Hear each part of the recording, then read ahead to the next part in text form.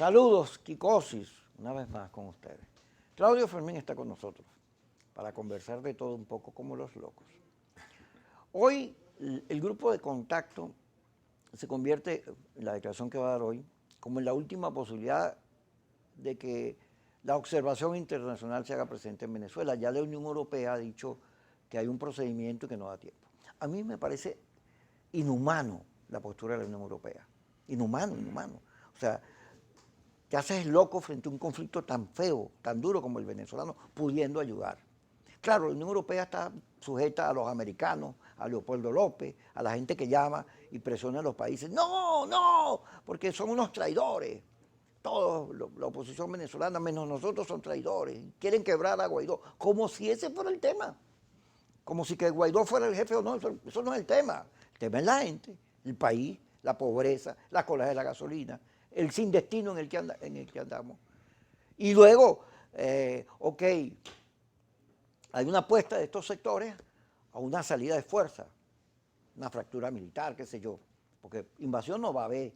Ya el propio turno lo ha dicho y el TIAR no funciona, ninguno quiere apoyar eso. Pero bueno, está bien.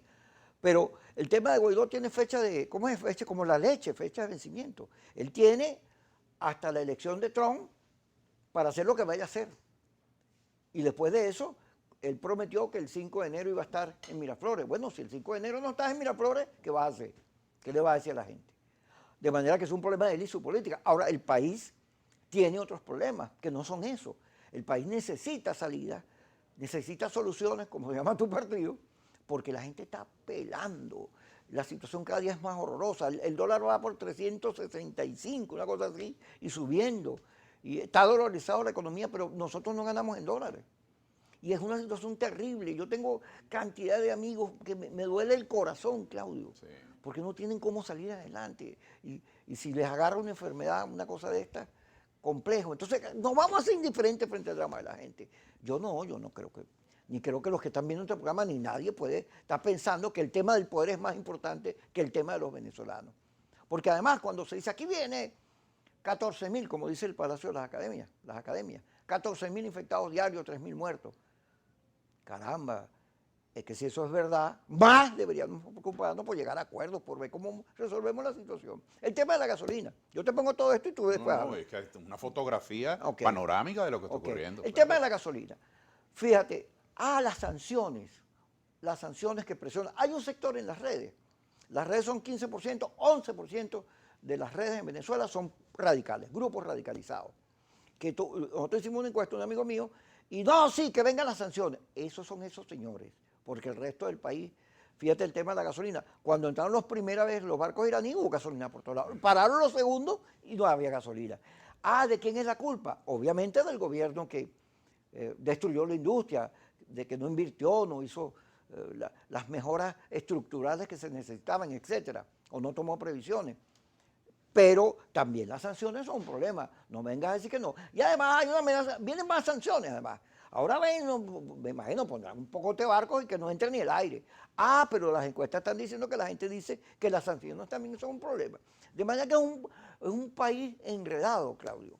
Enredado. Y entonces en la Unión Europea no, porque los franceses, el otro no quiere, porque los presionan los americanos. Y entonces el pueblo venezolano, a Bolivia mandaron una comisión de expertos para ayudar. Aquí no, ni siquiera eso. ¿Pero por qué? ¿Por qué nos van a dejar solos? Si hay que decirle que son inhumanos, insensibles, que ya basta, ¿vale? Que ayuden. Me volví exagerado. No sé. pienso que has dibujado, como dije, pues es una fotografía panorámica, son muchas las variables, no es una sola razón por la que estamos mal, son muchísimos pesos muertos que el país carga encima y tenemos estas elecciones. Y resulta que una gente, digo en términos genéricos, una gente, no lo digo despectivamente, lo digo genéricamente, que algunos sectores creen que son amigos del futuro de Venezuela, porque se han solidarizado con algunos referentes políticos, han apoyado algunas posiciones de reclamo. Entonces, alguna gente los tiene por amigos. No es esa mi percepción. Yo creo que todo quien haya auxiliado al bloqueo, a la asfixia de los venezolanos, creo que está haciéndole daño a nuestro país y que ha sido perverso con nuestro país. Pero si estos tienen relaciones con políticos venezolanos y quieren ayudar, ¿qué mejor que poner en evidencia a las elecciones?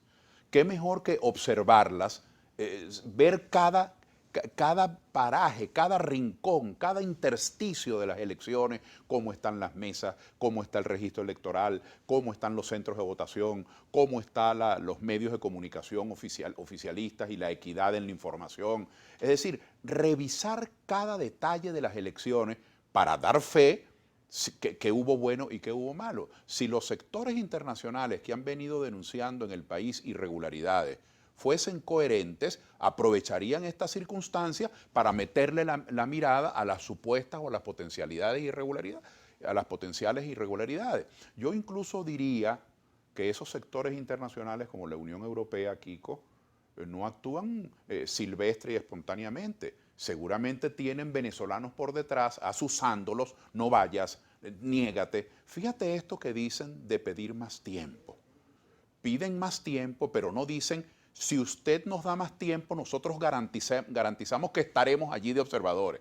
No, piden más tiempo y uno maliciosamente ve, es como para guaralear, para dar largas, para que no se produzcan las elecciones, pero no abren su boca para decir, deme más tiempo y nosotros garantizamos que estaremos de observadores, por ejemplo. Así que yo no tengo ninguna manera de que la Unión Europea me escuche, pero creo que sí nos escuchan los líderes venezolanos que forman parte de esos círculos de amistad y que han estado entendidos con la Unión Europea, con el Grupo de Lima, con Trump. Yo le pediría a estos compatriotas nuestros, que la mayoría están ligando que no haya elecciones, que la mayoría están convocando a la abstención. Bueno, ustedes están convocando a la abstención, pero ¿por qué no convencen a estos amigos de sus círculos internacionales para que vengan a observar y ustedes mismos observen y digan cuáles son las reales, las supuestas, las potenciales irregularidades, o llamen la atención realmente si es que quieren que las cosas mejoren? Entonces nosotros, hablo ahora desde Soluciones para Venezuela, Kiko, nosotros hacemos votos porque vengan todos los observadores internacionales. Además, eso es un lenguaje figurado extraño, porque en este mundo del Internet, en este mundo de los satélites, en este mundo mágico de todos estos aparatos habidos y por haber, el mundo va a estar observando las elecciones. Aquí van a estar los ojos de todo el planeta a través del mundo digitalizado, viendo qué pasa, independientemente de que las instituciones sean observadores formales. Así que los ojos del mundo están sobre Venezuela y nosotros, al menos quienes estamos participando en esto, lo estamos haciendo transparentemente y seguiremos reclamando las mejores garantías. Ya hemos logrado algunas cosas políticamente importantes y yo insisto, y esto no es propaganda porque no es ningún beneficio para ningún sector en particular. Usted tiene un derecho, usted tiene derecho a opinar, usted tiene derecho a expresarse, usted tiene derecho a domiciliar en un voto lo que son sus reclamos, usted tiene derecho a tener representación, usted tiene derecho a que una gente, el que usted quiera, fulano, mengano, sutano, perencejo, hable por usted y por su sector. A mí me parece que eso es mejor, jugar a la inclusión, es mucho mejor que decir, como si uno fuera un niñito malcriado, yo no voto, yo no hablo, yo no quiero. Entonces, usted no quiere ser parte del debate, usted no quiere que sus problemas se aborden. Yo creo que votar, apartando el hecho político electoral, ahora el hecho existencial de las reivindicaciones de cada sector, votar es una ventaja para quien tiene algo que reclamar, porque tiene representación. Vamos a ir al corte para seguir discutiendo todos estos asuntos con Claudio Fermín y con todo el mundo, porque con este programa se ve por todos lados. La gente lo discute. A mí me paran en la calle y me dicen cosas. Te voy a contar varias de las que me dicen. Pero por lo pronto vamos al corte y ya regresamos con Claudio Fermín en Kikosis.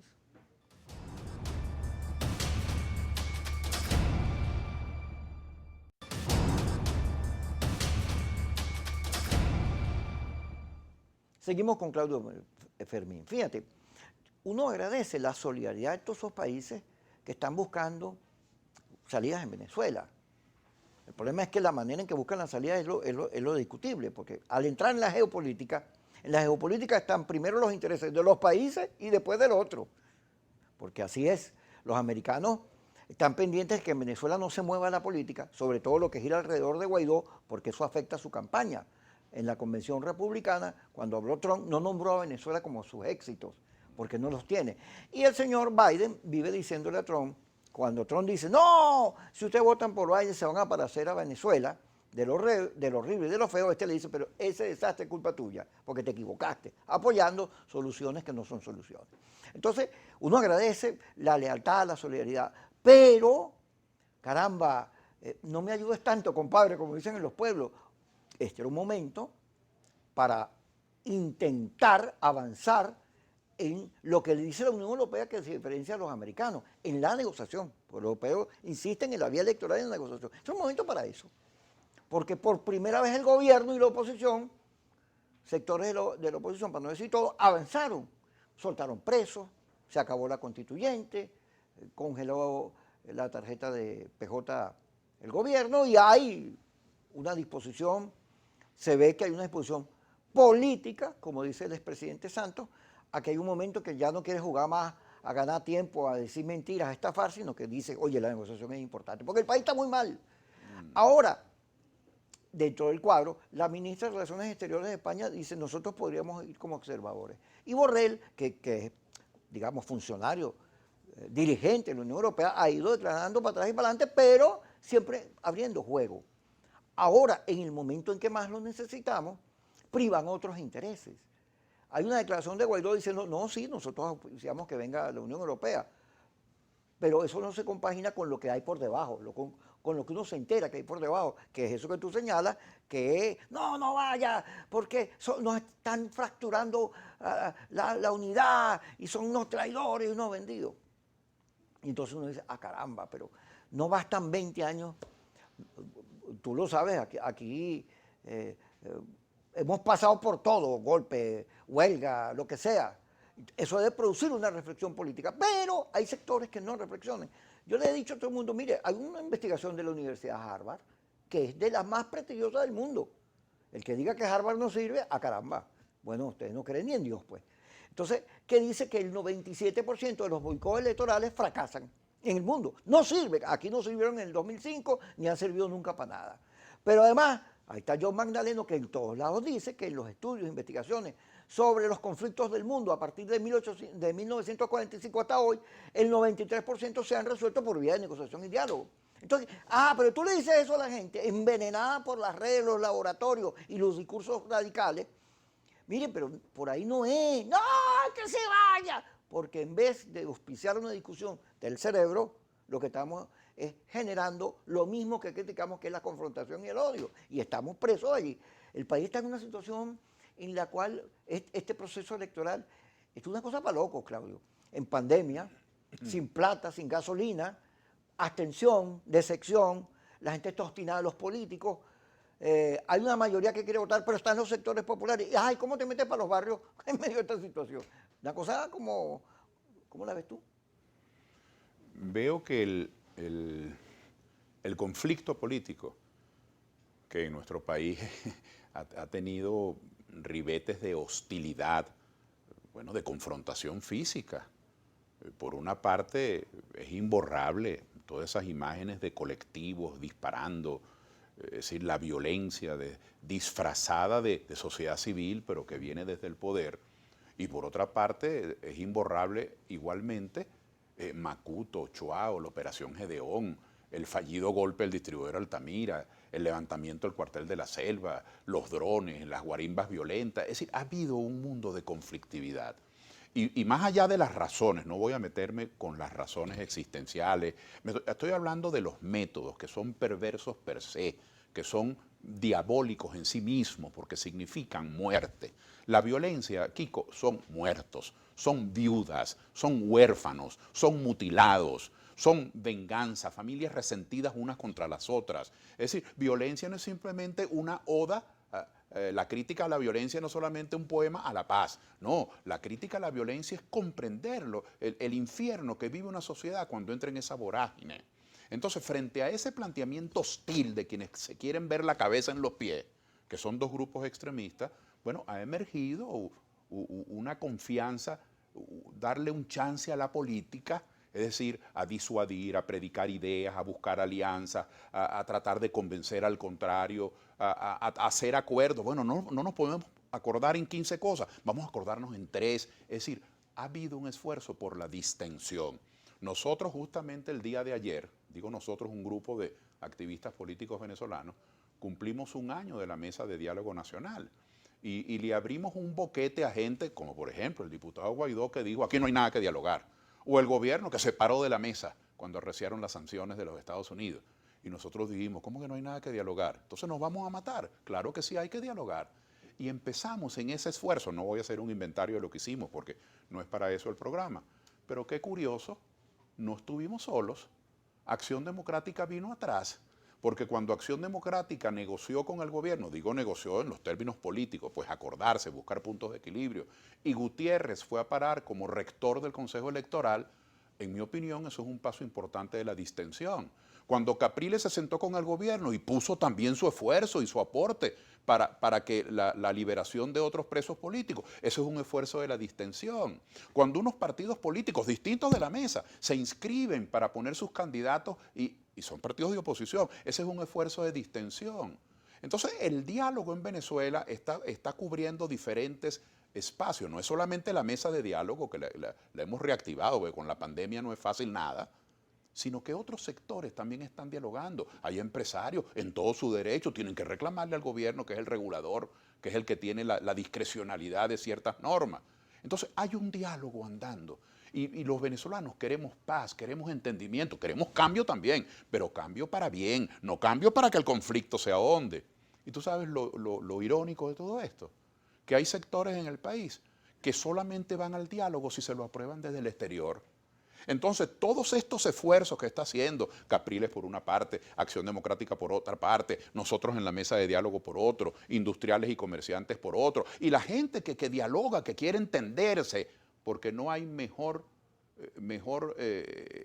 procedimiento para el conflicto que evitar la guerra, chicos, que buscar acuerdos.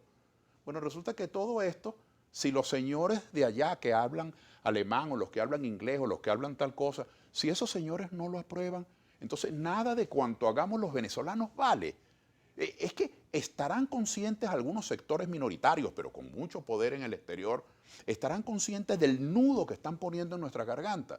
Es decir, Venezuela es un país entonces que tiene que cruzarse de brazos, no vale la pena las diligencias que hagamos, unas exitosas, otras fracasadas, otras mitad y mitad, otros con el empeño de seguir. Eso no vale nada hasta que no lo apruebe el señor Trump o la Unión Europea o el señor Almagro. O aquí los operadores y los camarógrafos de Yesenia que nos dicen que te corte y que vayamos para el corte, sí, porque si no... Bueno, entonces corto diciendo eso práctico. Yo no me estoy refiriendo a la bandera de Venezuela, que es algo maravilloso y honroso. No me estoy refiriendo al Libertador, ni a Bárbula, y ni me estoy refiriendo a la batalla de Carabobo.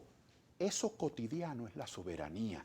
Eso de permitir que usted y muchos seamos quienes decidamos, esa es la soberanía. Hay gente o nacidos en Venezuela, no sé si venezolanos, trancando y obstruyendo la soberanía, Kiko.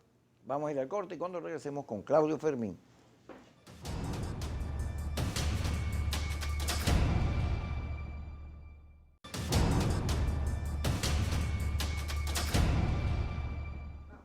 Claudio Fermín. Claudio, hay una entrevista que te hace Ernesto Villegas a ti, que está en las redes por todos lados, y por supuesto donde te vuelven trizas, porque hay una parte donde tú señalas que Maduro, después de muchos años, ha hecho un esfuerzo por abrir juego en el campo económico. Eso le han dado para arriba y para abajo.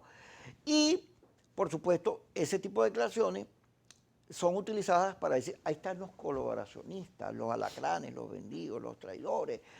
No se puede confiar en ningún tipo de acuerdo, sobre todo lo dicen afuera también, porque esos son unos partidos manejados por el gobierno, que responden a intereses distintos a los de la verdadera oposición, que está peleando, que no echa un pasito para atrás porque es consecuente con su línea, etcétera, etcétera. Los hechos económicos, los hechos políticos, o como diríamos los sociólogos, los hechos sociales in genere, están allí para ser estudiados. Ahora, cuando un hecho social, cuando un acontecimiento, pues hablando ahora coloquialmente, cuando una acción cualquiera no nos gusta, ¿qué hacemos? Entonces la guardamos bajo llave, la escondemos, para que no quede evidencia de que ocurrió algo distinto de lo que estamos afirmando. Eso es como los muchachos que van a hacer una tesis de grado Y entonces cuando hacen la tesis de grado, solo investigan la data que comprueba su hipótesis. Todo aquello que niega su hipótesis lo desechan. Es decir, la gente no se puede caer a mentira. Hay hechos incontrovertibles. Venezuela estaba produciendo 3.800.000 barriles de petróleo al día hace 20 años. Hoy Venezuela está por debajo de los 300.000 barriles de petróleo. Eso es un hecho. Los venezolanos tenían un nivel de nutrición, un modus de alimentarse, bueno, que incluía carne, pollo, etcétera. ¿Desde cuándo no ve la familia venezolana un kilo de carne en su mesa? Eso es un hecho, hay hambre. Entonces los hechos están allí, pero también están los otros. El Maduro, vete ya, por ejemplo. Bueno, ya tienen 7, 8 años diciéndolo. Y el hecho no es el vete ya, el hecho es que ganó en el 18 y se quedó. Eso es un hecho y hay quienes no lo quieren ver. Las expropiaciones, las confiscaciones de fincas, una cuestión terrible, invirtieron la carga de la prueba. Cada propietario de un fundito, de una hacienda, tenía que demostrar que su tatarabuelo le había comprado eso al Estado, que hubo un desprendimiento. Es al revés. Es quien acusa, quien tiene que demostrar que tú cometes un delito.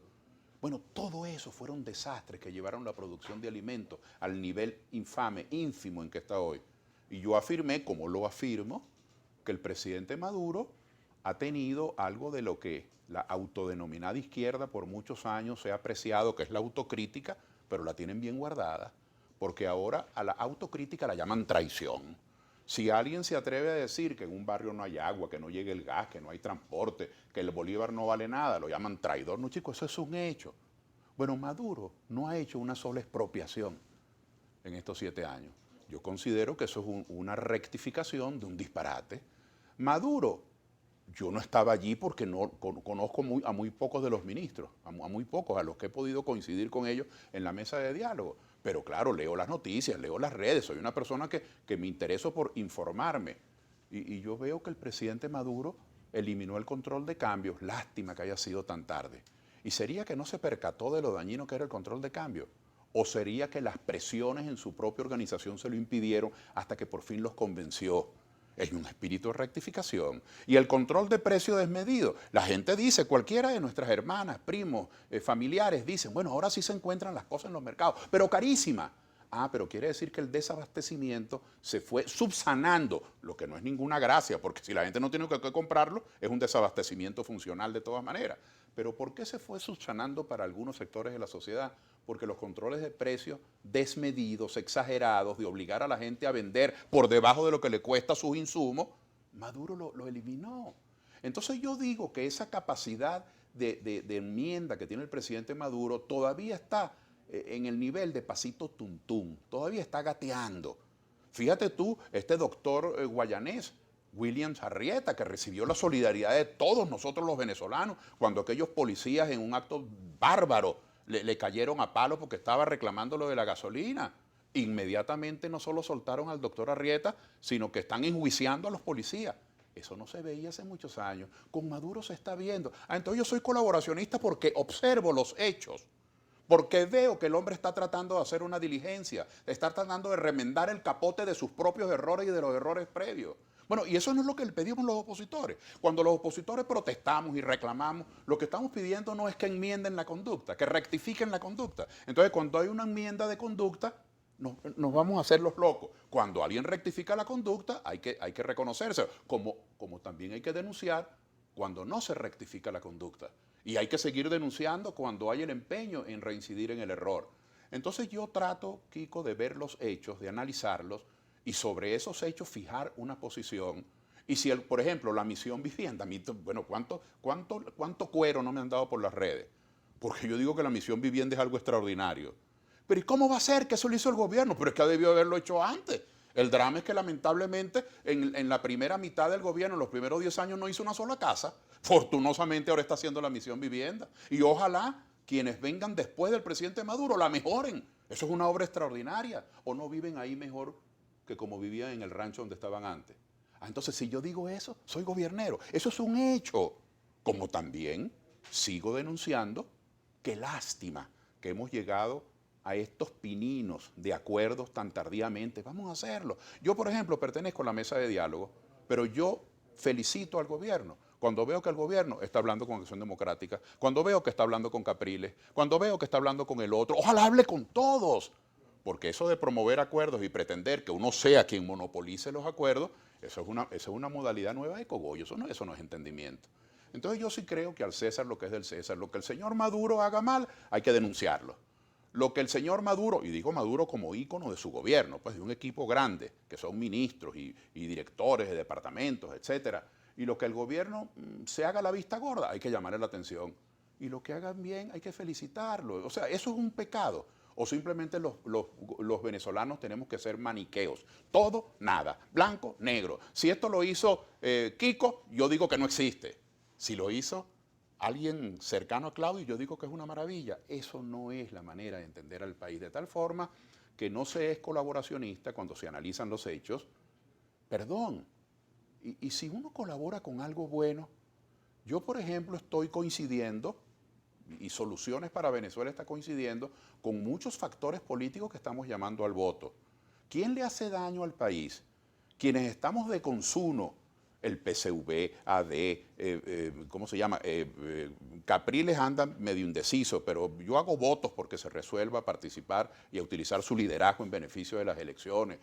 Luis Parra, el doctor Eduardo Fernández, todos los que están, el MAS, los que están llamando a las elecciones, ¿estamos haciendo algo malo? Yo más bien le llamo la atención a los que le dicen al país, no opine, no vote, deje que los gringos decidan por usted o que la Unión Europea decida por usted. Mira, ya llámale la atención a Yesenia que me va a pegar si no más no vamos para el corte. Como que me he encadenado demasiado, pero es que no se viene a Kikosis todos los días.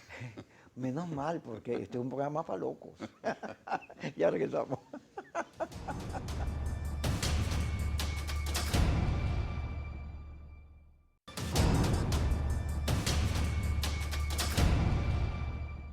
Pero fíjate, Claudio, no estamos en un terreno de discusión de la política, del debate político. No, estamos en una cosa emocional. El país Es cierto. deteriorado en su esperanza y alimentado además por la antipolítica.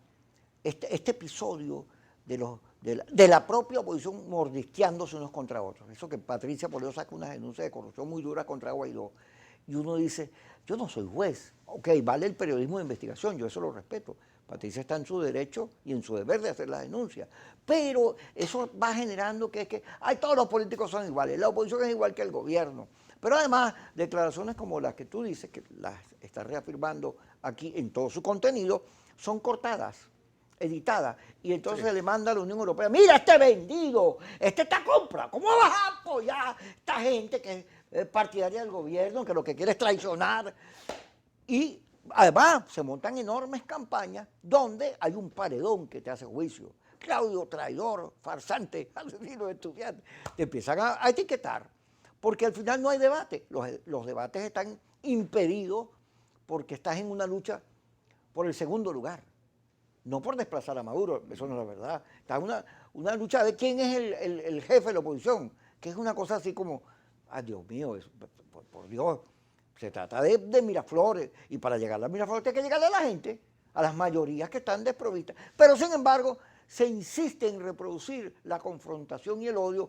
Claudio Fermín es un traidor, el otro es un alacrán, el otro no sé qué cosa. Entonces, al final, decía Jesús Adón Hernández, que Betancourt cuando regresa al país, después de la caída de la dictadura, recoge el CEN, se va por todos los pueblos y monta una reunión. Y cuando va a comenzar la reunión, él dice, pido la palabra. Ajá, punto previo, aquí todos somos pi y ladrones. Para que no discutamos más la descalificación que nos caracteriza. Entonces, todo es una descalificación. Y por ese terreno, no solo no se avanza, sino se olvida la gente. Tú sabes que en estos días, conversando, como conversamos así en la cocina de la casa, de cualquier cosa, hablábamos de la gobernadora del Táchira. De Lady. Yo soy fanático de Lady. Y quiero decirte, yo tengo una percepción extraordinariamente positiva de la gobernadora del Táchira. Extraordinariamente positiva.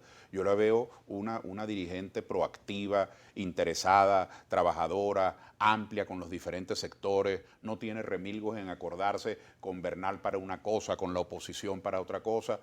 Yo la veo en ejercicio de su gobernación con una gran pasión venezolanista. Esa es mi opinión. ¿Y será que yo soy colaboracionista? ¿Será que yo estoy en la nómina de la gobernadora y me paga por decir eso? No, yo digo eso porque esa es mi convicción. Yo veo al profesor Ramón Guevara en Mérida que con 4 lochas,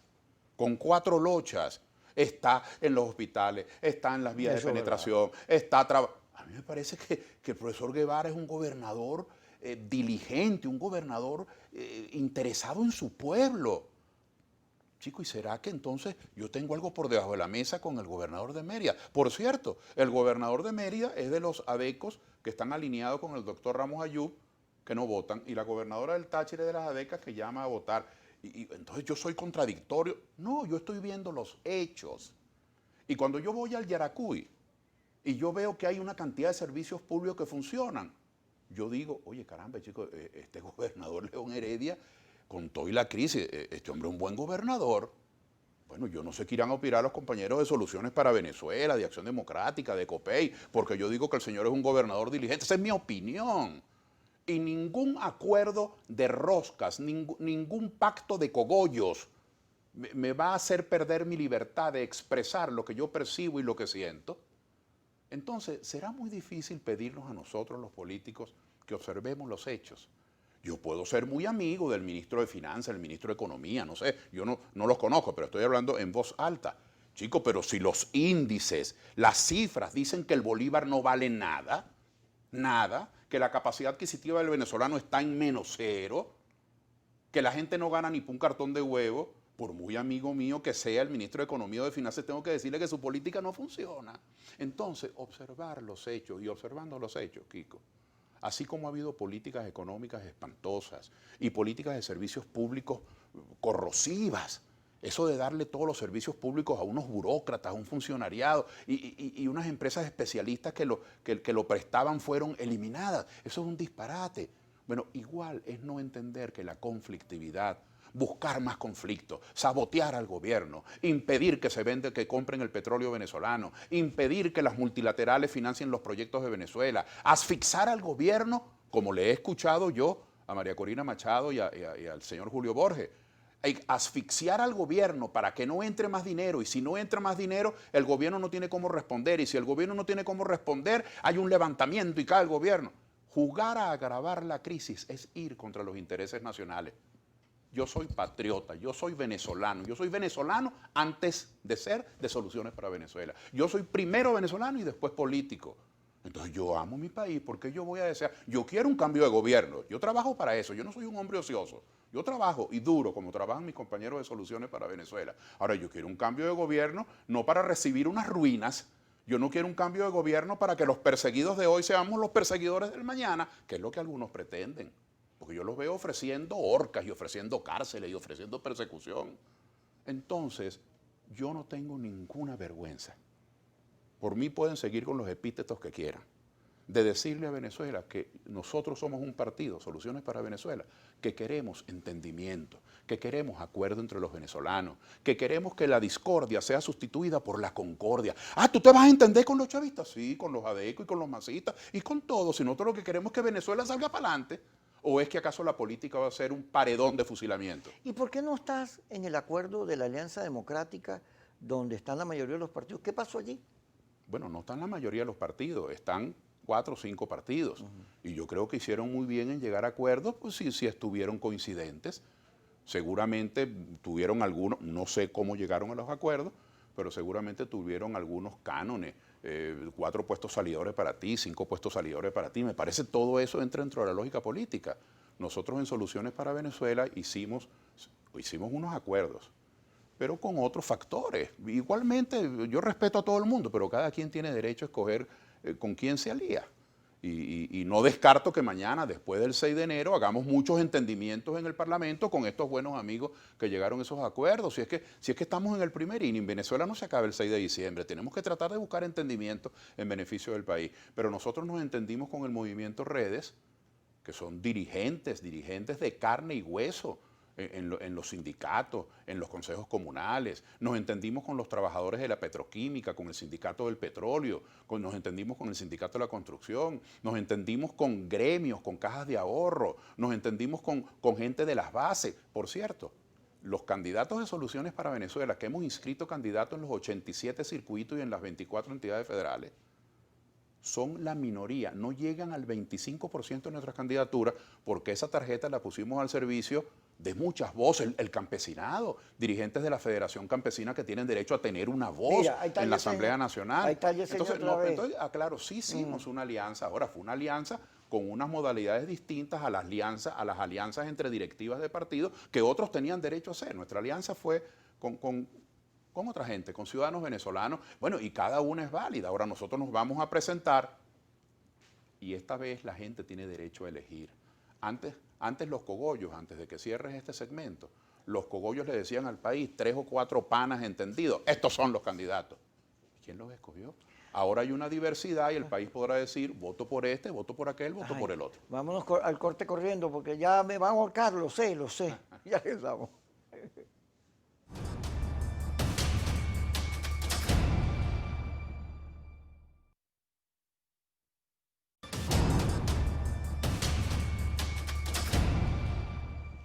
Seguimos con Claudio Fermín. Claudio, fíjate, Elías Agua ha venido haciendo señalamientos sobre cómo se intervino partidos no solo de la oposición, sino que estaban en el bloque patriótico. Hay un video en las redes que no solo sirven para las campañas sucias de laboratorio, ahí hay información. Eso es lo que hay que aprender a observar. De Cabecemango, ¿te acuerdas? Sí, cómo no. El del Canal 8. Con un discurso que yo me quedé loco por lo democrático de su esencia, diciendo que el gobierno siempre tiene los mismos 10, que son una rosca, que hay que discutir con la gente, que la revolución está parada, con una crítica muy fuerte. Pero eso además se escucha en distintos factores que antes estaban con el gobierno. Bueno, las encuestas dicen que mucha gente que votó por Chávez ahora está decepcionada. Entonces hay una crisis también en el gobierno. No es que la gente dice, no, vamos a elecciones, pero el gobierno tiene asegurado eso. Lo digo hasta uno de ellos, Néstor Francia, que es de la Asamblea Constituyente, dijo, no, son unas elecciones que Maduro tiene que ganar. Pero lo cierto es que el país, el gobierno tampoco las tiene todas consigo. Es más, yo he recibido muchas denuncias que ya andan regalando bloques, cosas, porque viene la campaña electoral. Y entonces, pero hay un clima, aparte de todo lo que hemos hablado, el propio gobierno tiene una fuerte discusión. Rafael Uzcategui, que el de Patria para Todos decía, el gobierno está negociando con la derecha. Y yo, ay Dios mío, esto es una ensalada. Bueno, hay una... Es que has hecho varias fotografías instantáneas de la realidad venezolana. El polo patriótico, que ha sido uno de los, digamos, de los logros más interesantes en materia de alianza permanente. Tiene muchos años, varios factores en alianza permanente. Podemos, el Movimiento Electoral del Pueblo, el Partido Comunista, el PPT, el PSV, otros factores del polo patriótico. Bueno, y aquello no se veían ranuras visibles. Sin embargo, esta crisis económica y la crisis de los servicios públicos y la conflictividad y el cansancio de gobiernos durante tanto tiempo, sin enmendar lo suficiente, rectifican acá, rectifican allá, pero no hay una política de reorientación, sino parches aquí, parches allá. Bueno, fíjate lo que ha pasado, el PPT y el PCB proponiendo salidas distintas y otras alianzas también, ¿no? Que las omito no porque sean menos importantes, sino porque son varias. En la oposición somos un abanico de diferentes opciones. Entonces resulta que hay una gente desde el polo patriótico o desde el gobierno, o alguna gente, que llaman a estas manifestaciones auténticas del pueblo venezolano. Ese pueblo del PPT, ese pueblo del Partido Comunista, son venezolanos que ejercen su política con libertad y que tienen la valentía de decir, no, esta vez nos vamos a presentar independientes por acá. Incluso yo le leí hasta a Maripili, y digo hasta a Maripili, porque Maripili es una gran comunicadora, una gran orientadora del análisis político, y digo hasta porque no está en el activismo diario, que llamaba a que también se metiera la lupa en por qué no se soltaban presos políticos chavistas. Entonces hay una disidencia que está comenzando a aflorar. Ahora, ¿cómo se puede redactar eso en sajón? Hay manifestaciones de libre expresión. Y en la oposición hay un abanico.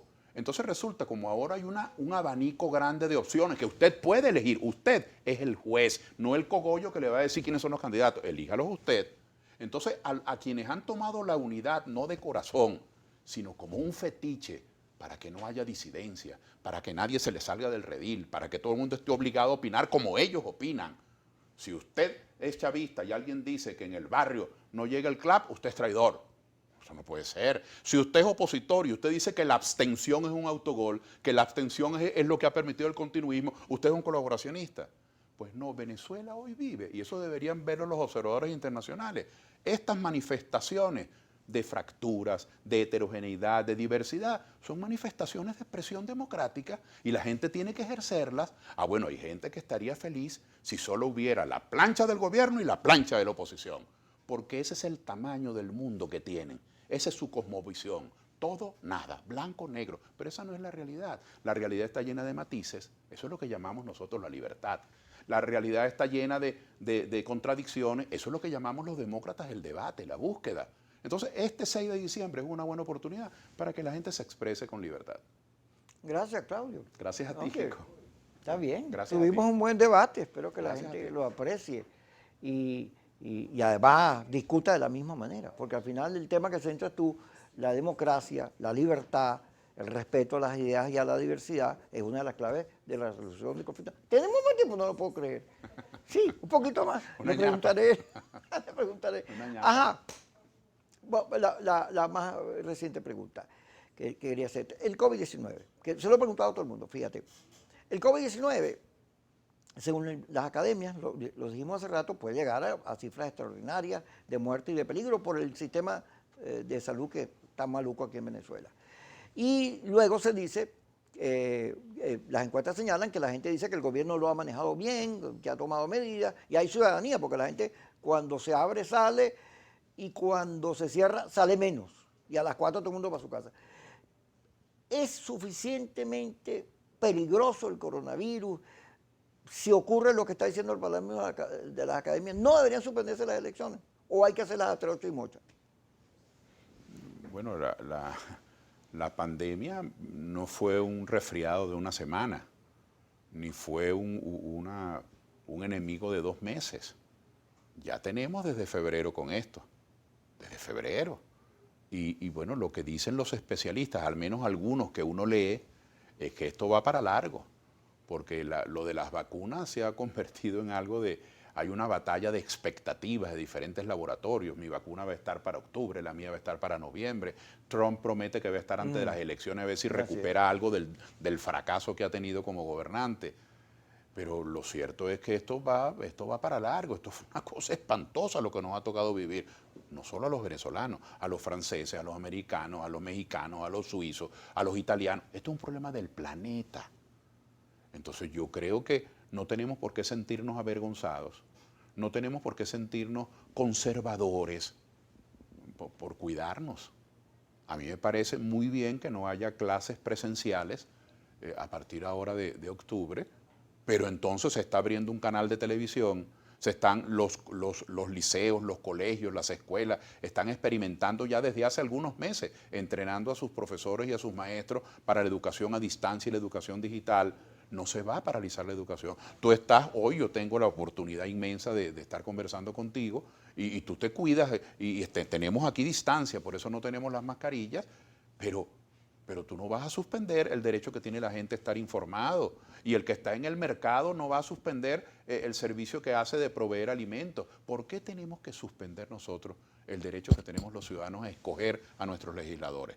Nosotros tenemos derecho a participar. Decir, sobre pretexto de la pandemia, que los ciudadanos no pueden participar, no pueden informarse, no pueden votar, mire, eso sí es un caballo de Troya reaccionario disfrazado de protector de la pandemia. Bueno, ahora sí, chao, chao. Ahí sí llegamos al final.